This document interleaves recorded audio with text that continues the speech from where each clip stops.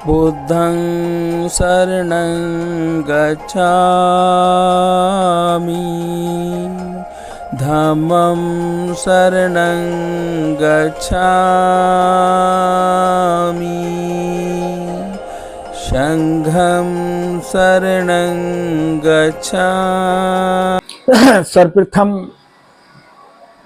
सभी को नमो बुद्धाय, जय भीम। आज दिन शनिवार 23 तारीख को जो हमारे आदरणीय पूज्यवर भंते जी जो जैतवन बौद्ध विहार में वर्षावास कर रहे हैं, तो उनका आज श्रद्धेय श्री भजनलाल जी सेठ जी ने अपने निवास स्थान पर उनका भोजन दान देने का निश्चय किया है। तो इस अवसर पर मैं भी श्री भजनलाल जी के साथ कार्य में लगा हुआ हूं। और जैसा कि आपको मैंने बताया कि ये भोजन दान वर्षावास में भोजन दान सेठ जी भजनलाल जी जो दे रहे हैं, सबसे बड़ा दान भोजन दान होता है। और जो भी बनते हैं, जितने भी बनते हैं, 1 2 4 और उनके साथ भी जो उनके जो है साथी हैं, तो उनका भी भोजन भजनलाल जी के यहाँ निवास स्थान पर है। तो अभी थोड़ी बहुत देर में हमारे पूज्य और भंते जी पधारेंगे, आएंगे। और यहाँ पर पहले जैसा कि एक व्यवस्था बनी हुई है बौद्ध धर्म में कि सर्वप्रथम जो हमारे पूज्य भंते जी आते हैं तो उनका नमन किया जाता है। उनको नमन करने के उपरांत उनका सत्कार किया जाता है, स्वागत किया जाता है। तो स्वागत करने के बाद जब यहाँ पर एंट्री होगी तो मैं आग्रह और निवेदन करूंगा कि भंते जी कुछ आशीर्वाद वचन हमको दें और बुद्ध धम्म के बारे में बताएं। तो जैसा यहाँ स्टेज लगी हुई है कि धम्म के बारे में थोड़ा सा बुद्ध वंदना का जो प्रोग्राम है सूक्ष्म रूप से उसका भी जो है भंते जी, हमारे पूज्य भंते जी हमको आशीर्वाद वचन दें और बुद्ध वंदना का प्रोग्राम करें। बहुत बहुत धन्यवाद। भगवान गौतम बुद्ध में थी नहीं धम्म में, वो महायानियों ने उसको कर दिया है। कैसे कर दिया है? एक तो कहीं भी आपको ये नहीं मिलेगा कि वो जो है गर्भ में हाथी ने कहा कि मैं आपके घर में आना चाहता हूँ, वो होगा और वो होगा, ऐसे कहीं नहीं है, कहीं भी नहीं है। एक ये है कि 29 वर्ष का बच्चा बीमार, मृत्यु, डेड बॉडी को और वृद्ध को देखे। अरे 29 वर्ष तो सैकड़ों देखे होंगे भगवान गौतम बुद्ध ने, बीमार भी और वृद्ध भी और अर्थी भी। ये थोड़ी है कि वो उस दिन देखे निकल गए। ये महायानियों ने ऐसा गड़बड़ किया हुआ है, अतिशयोक्ति कर दिया है। हमारे मसीहा है बाबा साहब भीमराव अम्बेडकर ने भी इस बात को नहीं माना। नहीं, ऐसा नहीं हो सकता। शांति के लिए जो भगवान गौतम बुद्ध ने जो है ये संघर्ष किया, और ये उसमें बैठक में जो उनकी जो मीटिंग हो रही थी उसमें जो उनको जो है डिसओबे जो किया ना, उनकी मतलब जो है जो उन्होंने कहा था उसको डिसओबे किया। उन्होंने कहा कि मैं युद्ध नहीं लड़ूंगा। जो हर साल लाखों आदमी, हजारों आदमी, 100 आदमी मर जाते हैं, अब नहीं होगा, मैं इसको समाप्त करता हूं। और पोलियो में जो है मर जावे, साक्यों में मर जावे, तो साक्यों ने लाखों की संख्या में जो बैठे थे, तो उन्होंने निर्णय लिया कि भगवान गौतम बुद्ध जो है जो बाद में जो बने थे, पहले तो सिद्धार्थ थे, हाँ सिद्धार्थ थे। अब सिद्धार्थ को साक्यों के नियमों का पालन करना पड़ेगा, युद्ध नहीं लड़ेगा। तो 3 सजा है, प्रवज्ञा उसको बोलते हैं। एक तो अस्थायी प्रवज्ञा थी कि देश निकाल करके वापस आ जाता था, एक स्थायी थी कि वापस ही नहीं आता था दे अपने क्षेत्र में। एक तीसरी बहुत सख्त थी, या तो मृत्युदंड या उसके खेत खलियान जितने भी सबको जब्ती कर। तो भगवान गौतम बुद्ध जब बाद में बने, सिद्धार्थ ने अपने घर में विचार विमर्श किया, पत्नी से किया, पिताजी से किया, और जो है ये सब मम्मी से किया। उन्होंने यही कहा, यशोधरा ने ये कहा कि जो आपने निर्णय लिया है मैं उसका समर्थन करती हूँ, और सबको समझा करके भाई आप मेरी ओर से प्रताड़ित क्यों हो, आपके खेत खलियान जब्त हो जाएंगे, आपकी डेथ हो जाएगी, मृत्यु दंड दिया जाएगा। तो मैं आपसे, मेरी एक प्रार्थना है, मैं ही चला जाता हूँ और आप सुरक्षित रहें। और मेरी ये इच्छा है हार्दिक। भगवान गौतम 29 वर्ष की आयु में इसलिए ऐसा गए थे। ये जो झूठ बोलते हैं ना, ये लिख दिया है उसमें, महायानियों ने बदल दिया है। अब महायानियों ने जो बदल दिया है वो सेकंड, असल में जो दूसरी वो जो संगति हुई थी, संगायन जो कश्मीर में हुई थी, जो बतगामनी थे, उसमें जो है वो राजा कालाशोक, तो वो जो है वो महायानियों की ही थी, और महायानों में वो बदल दिया था। हम थेरवादी आदमी हैं और धम्म को मानते हैं, और जो है धम्म को मानने वाले महायान को नहीं मानते, हीनयान को मानते हैं। थेरवाद है जो, और थेरवाद जो महापरिनिर्वाण भगवान गौतम बुद्ध का हो गया था 3 महीने के बाद, जो संगति संगायन हुआ था राजगिरी में 7 पहाड़ियों के बीच में, उसमें जो विचार विमर्श हुआ था, उसमें जो नियम बनाए थे, और उसमें जो है जो महाकश्यप उसके प्रेसिडेंट थे, अध्यक्ष थे, तो उनकी एक एक बात को हम मानते हैं, कैसे धर्म का प्रचार प्रसार करना, क्या क्या होगा क्या। तो अब वही जो हमारी बोध गया बिहार में, उसी से संबंधित है, उसकी एक एक बात मानते हैं, और हम भी हीनयान हैं और हम थेरवाद। ये है। बुद्धं शरणं गच्छामि, धम्मं शरणं गच्छामि, संघं शरणं गच्छामि, बुद्धं शरणं गच्छामि, धम्मं शरणं गच्छामि, संघं शरणं गच्छामि, बुद्धं शरणं गच्छामि, धम्मं शरणं गच्छामि,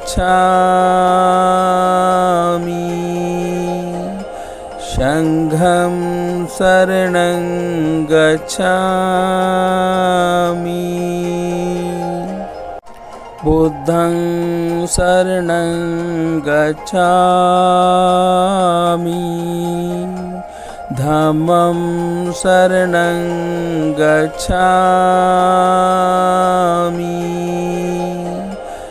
संघं शरणं गच्छामि, बुद्धं शरणं गच्छामि, धम्मं शरणं गच्छामि, संघं शरणं गच्छामि, बुद्धं शरणं गच्छामि, धम्मं शरणं गच्छामि, संघं शरणं गच्छामि, बुद्धं शरणं गच्छामि, धम्मं शरणं गच्छामि, संघं शरणं गच्छामि, बुद्धं शरणं गच्छामि धम्मं शरणं गच्छामि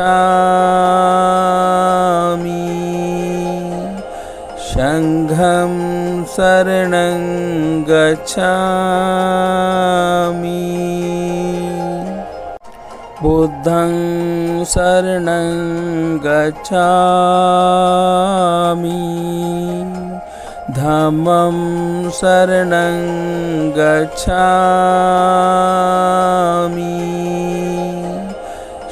संघं शरणं गच्छामि बुद्धं शरणं गच्छामि धम्मं शरणं गच्छामि संघं शरणं गच्छामि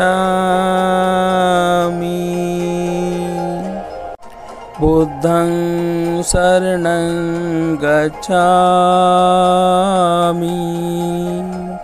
धम्मं शरणं गच्छामि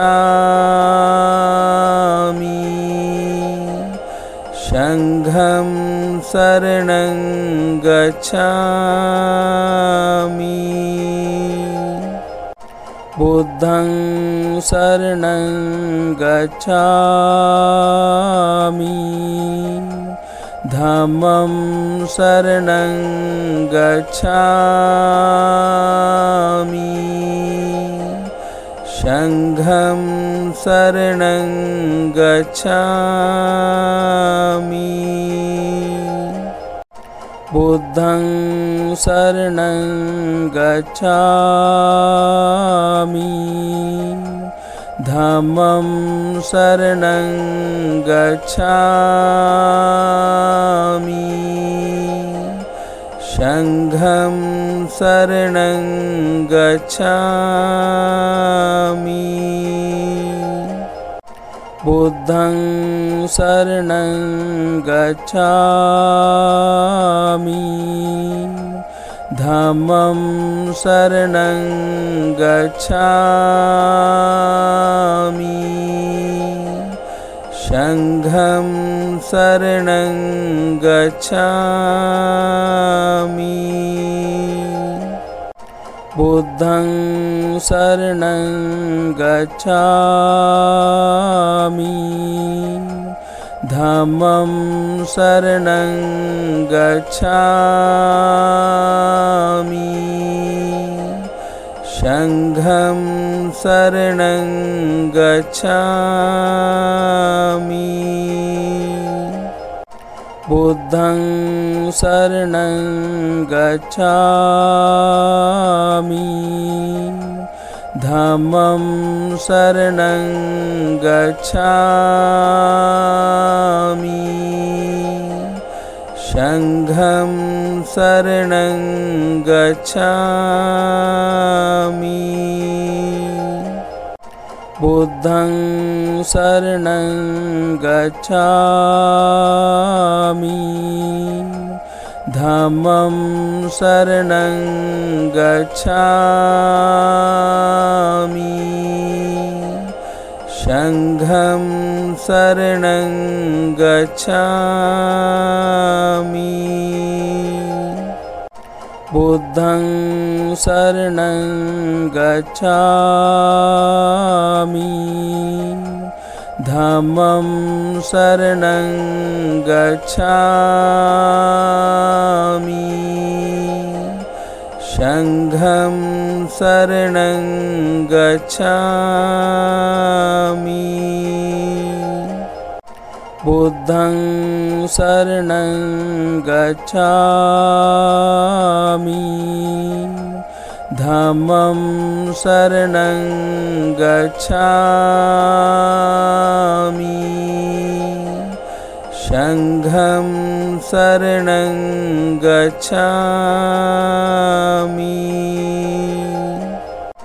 बुद्धं शरणं गच्छामि धम्मं शरणं गच्छामि संघं शरणं गच्छामि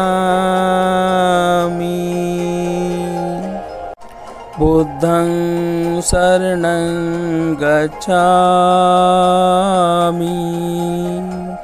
धम्मं शरणं गच्छामि संघं शरणं गच्छामि बुद्धं शरणं गच्छामि धम्मं शरणं गच्छामि संघं शरणं गच्छामि बुद्धं शरणं गच्छामि धम्मं शरणं गच्छामि संघं शरणं गच्छामि बुद्धं शरणं गच्छामि धम्मं शरणं गच्छामि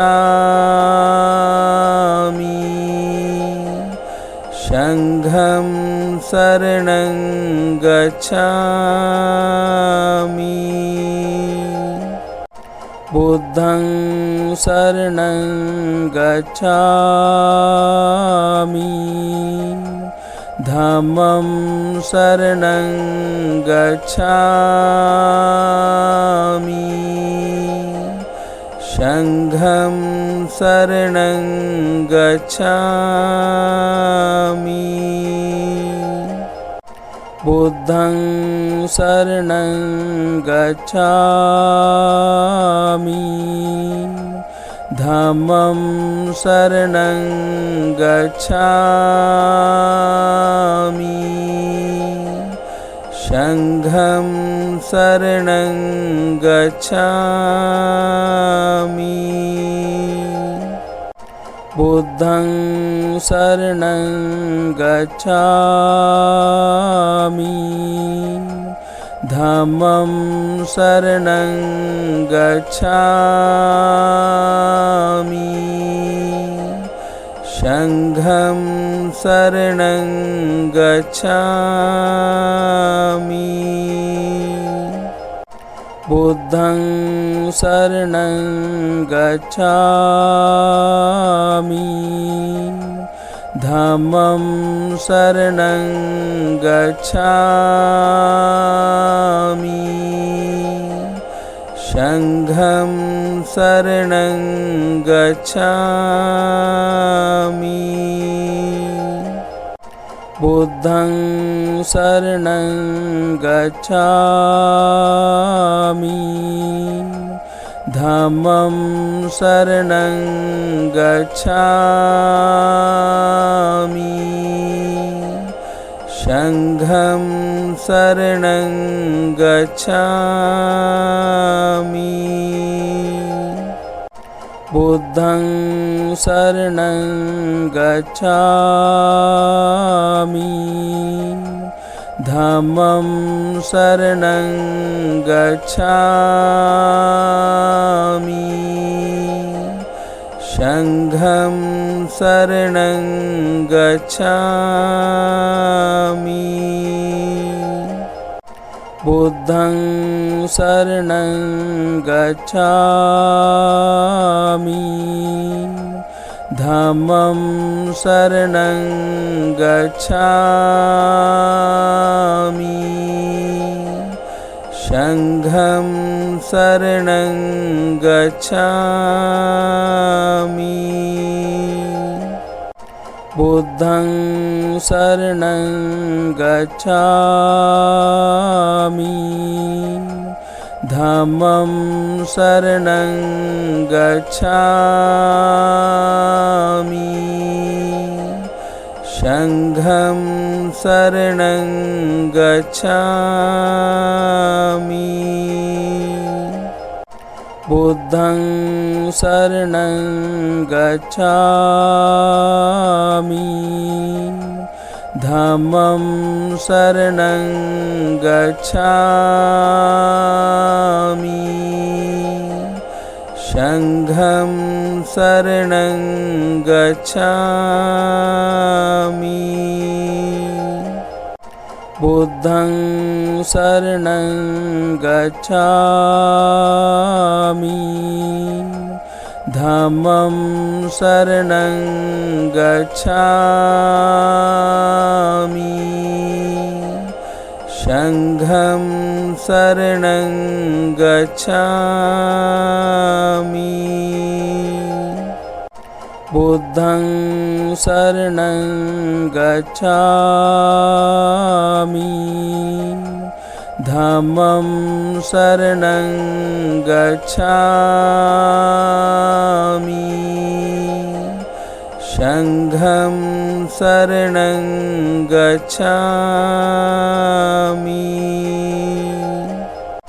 बुद्धं शरणं गच्छामि धम्मं शरणं गच्छामि संघं शरणं गच्छामि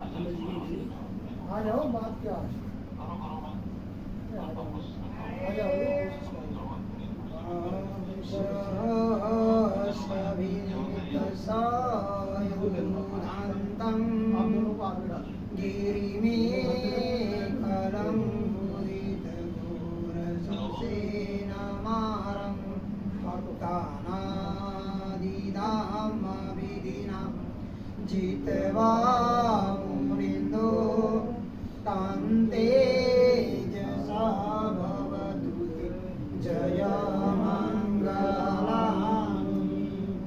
मारातिरे कमवियोज्य साबराति अङ्गोरा पनालवकं कदमाकयकं कान्ति सुदान्तविधिना जित्वा मुनीन्दो तन्तेजसा भवतु जयमङ्गलानि नालागिरिगजवनम् अतियान्दभूतं दावागिचकमसनीव सुधारुदन्तम् कविदिना जित्वा मुनीन्दो तं तेजसा भवतु ते जयमङ्गलानि मुखैतखागमतिहार्थसुदारुणान्तं धावन्ति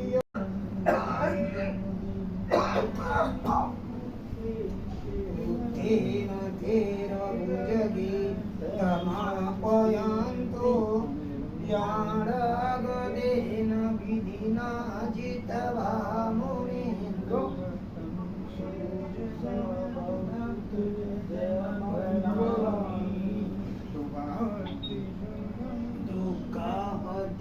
दुःखाहतिभुजगेन जगकाविधानं ब्रह्मं विशुद्धिभक्तभकाविधानं प्राणागदेन विधिना जित्वा मुनीन्दो तं तेजसा भवतु ते जयमङ्गलानि एतापि बुद्ध जयमङ्गल आट्टगाथा यो वाचको दिनदिने शरते मतान्ति त्वाननेकविबुधान जुपचमानो मोक्षं सुखम् अधिगम्ये अनरो सपन्यो साधु साधु साधु सब पाप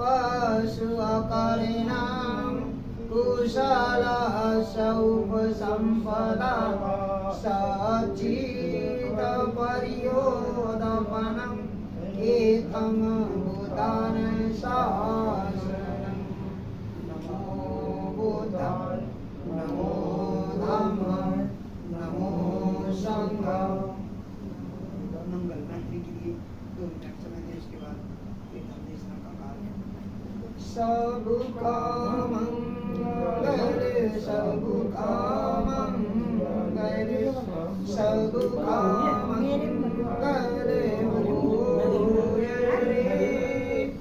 जन जन मंगल जन जन मंगल जन जन सुखिया होए रे।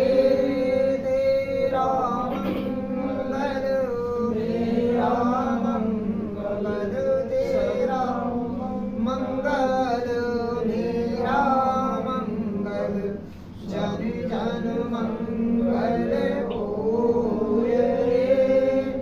दशों दिशाओं में जितने प्राणी दशों दिशाओं में जितने प्राणी सूझी निरामय होए रे। जन जन मंगल जन जन मंगल जन जन सुखिया होए रे। सबका मंगल सबका मंगल सबका मंगल होए रे। इस धरती पर जितने प्राणी इस धरती पर जितने प्राणी सूझी निरामय होए रे। इस धरती पर जितने प्राणी सूझी निरामय होए रे।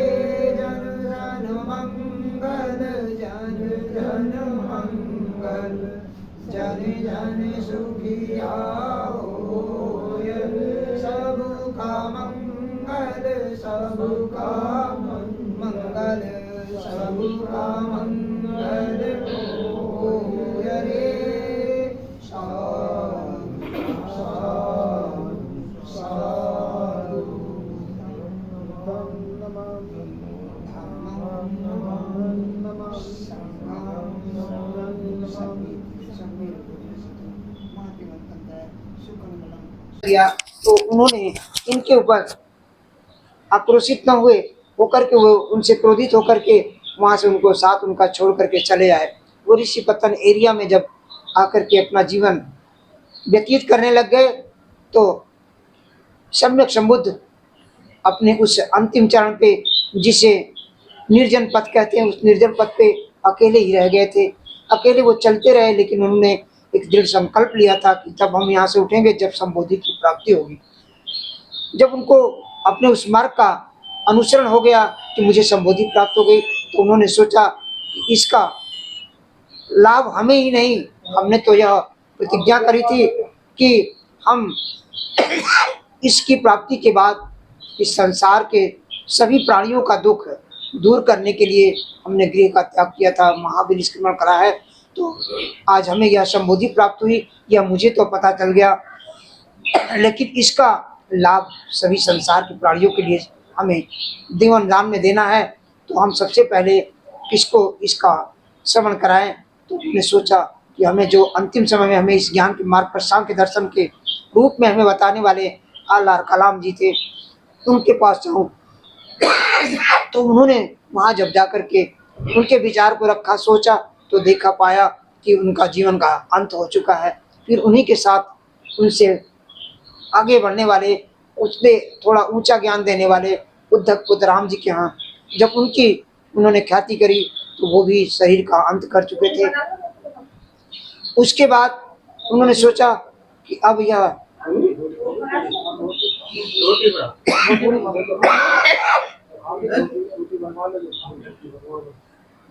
जो कुछ लाए हमसे,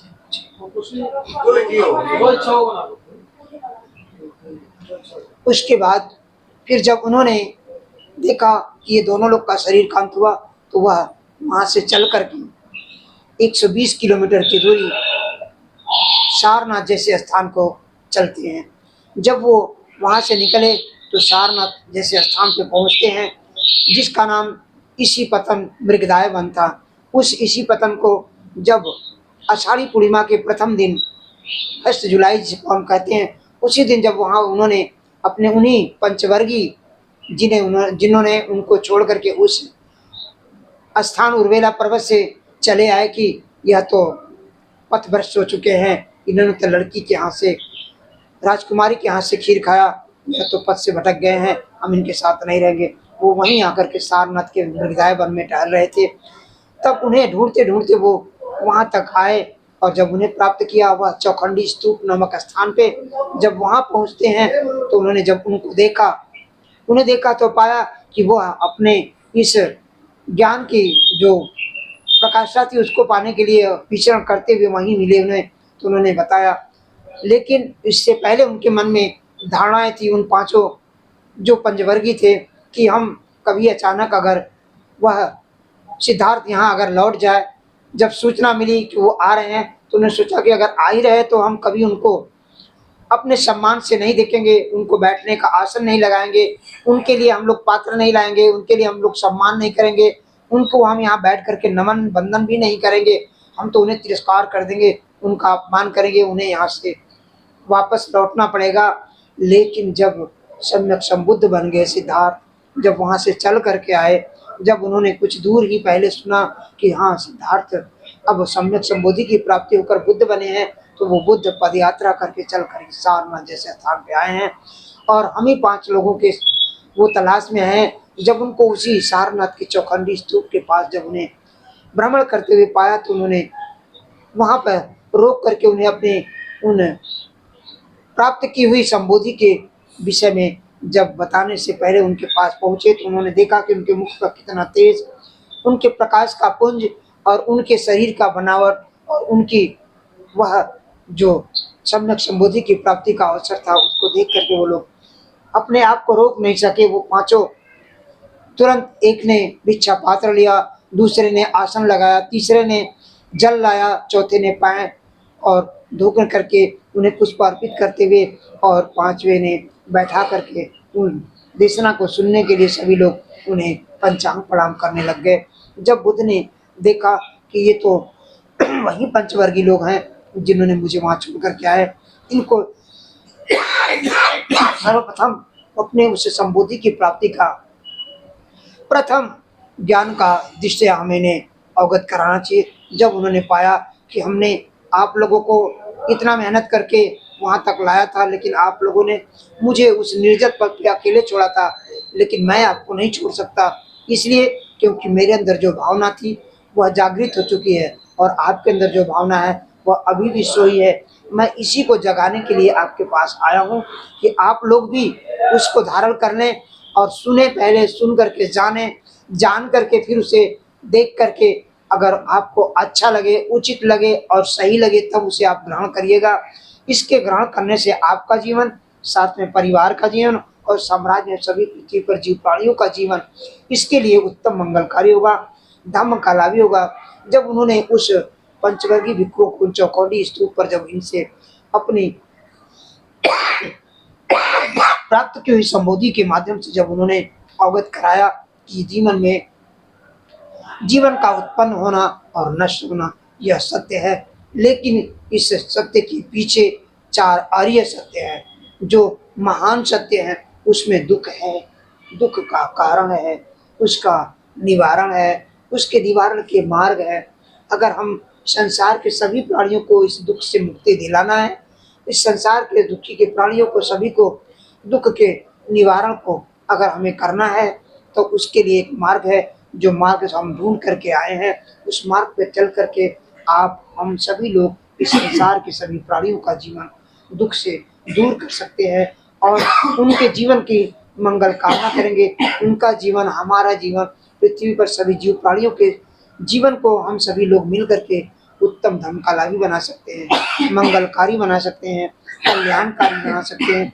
ऐसे ही बात को, ऐसी वाणी को अपने धर्म की देशना के माध्यम से जब सम्यक संबुद्ध ने उन पांचों पंचवर्गीय भिक्षुओं के सामने रखा, तो उन्होंने जब इस ज्ञान की प्राप्ति को सुना, तो जब सुनने के बाद उन्होंने आंसू से अपने अनुसरण में लाया, तो उन्होंने पाया कि जीवन में हम लोगों ने बहुत बड़ी भूल करी थी, जो हम इन सम्यक संबुद्ध को वहां से छोड़ करके चले आए थे।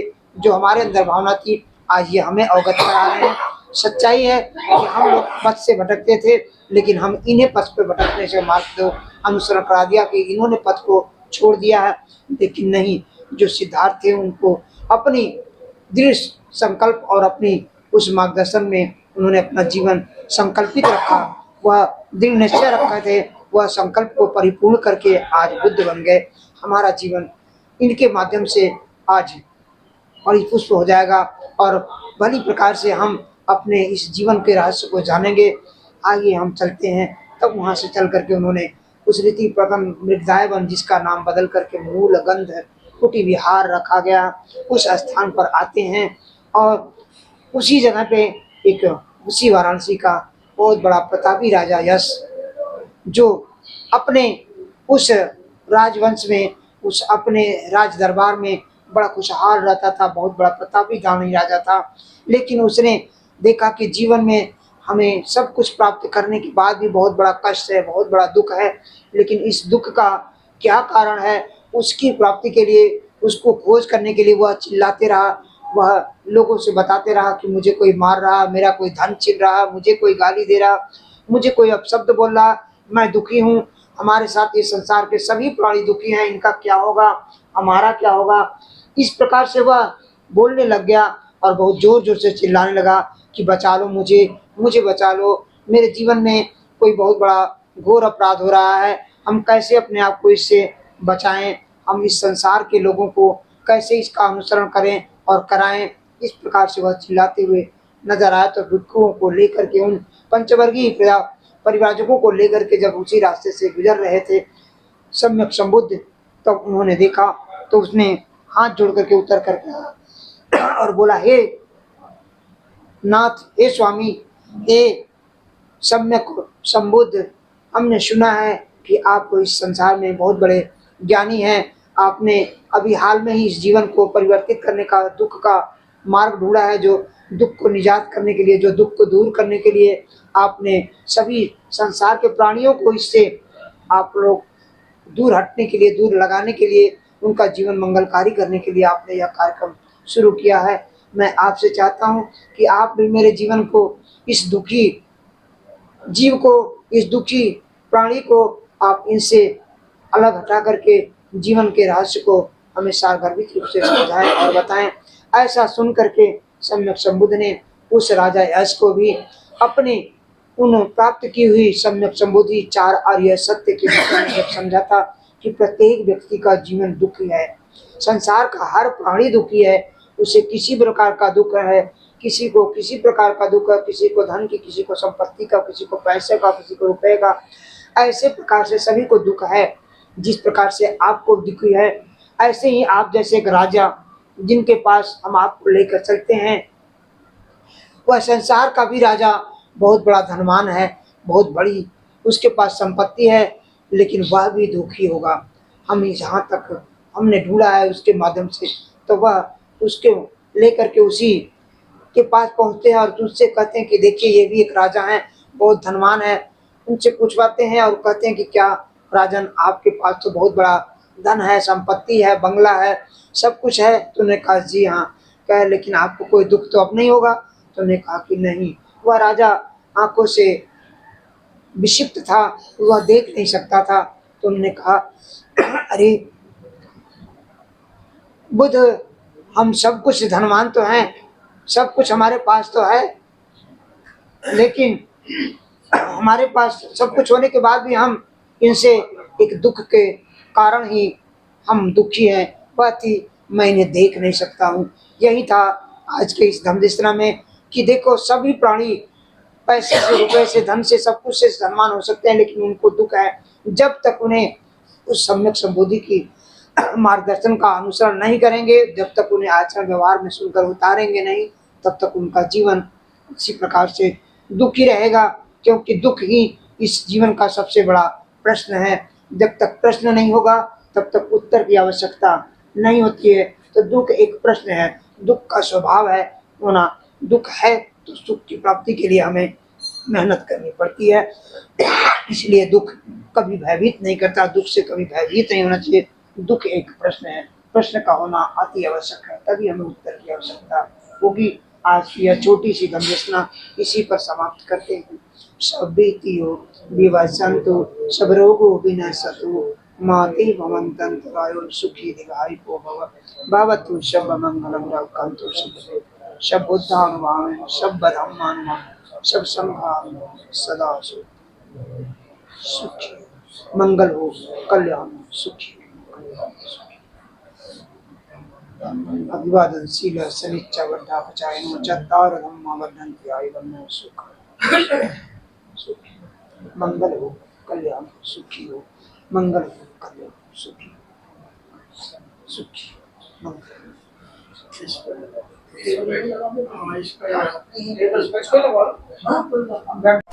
बुद्धं शरणं गच्छामि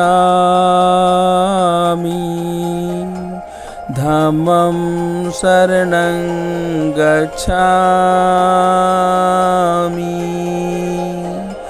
संघं शरणं गच्छामि बुद्धं शरणं गच्छामि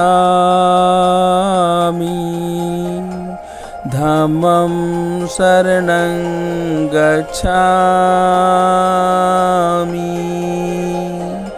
संघं शरणं गच्छामि बुद्धं शरणं गच्छामि धम्मं शरणं गच्छामि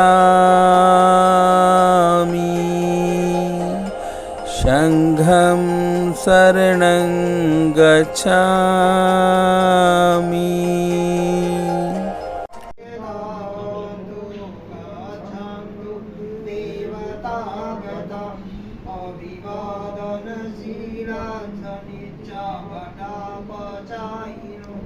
चतारो धामा वदन्ति आयुवानो सुखं वदन्ति सविधियो माते भवन्तन्तरायो सुखी दीर्घायुको भवतु सर्वमङ्गलं रासोति भवतु सर्वमङ्गलं रक्षन्तु सर्वदेवता भवतु सर्वमङ्गलं रक्षन्तु सर्वदेवता सर्वसङ्घानुभावेन सदा सोऽति भवन्तु ते। साधु साधु साधु। आज आपने धम्मचक्र पौत्र शुद्ध आषाढ़ी पूर्णिमा वर्षावास के यह दूसरे महीने के आज 13वां दिन हम प्रभात में आपने संघ को आमंत्रित किया और भोजन दान किया। इस भोजन दान के पुण्य लाभ से आपका जीवन, परिवार का जीवन धर्म कल्याणी बने, मंगलकारी बने, कल्याणकारी बने। आपने जिस प्रकार से इस दान की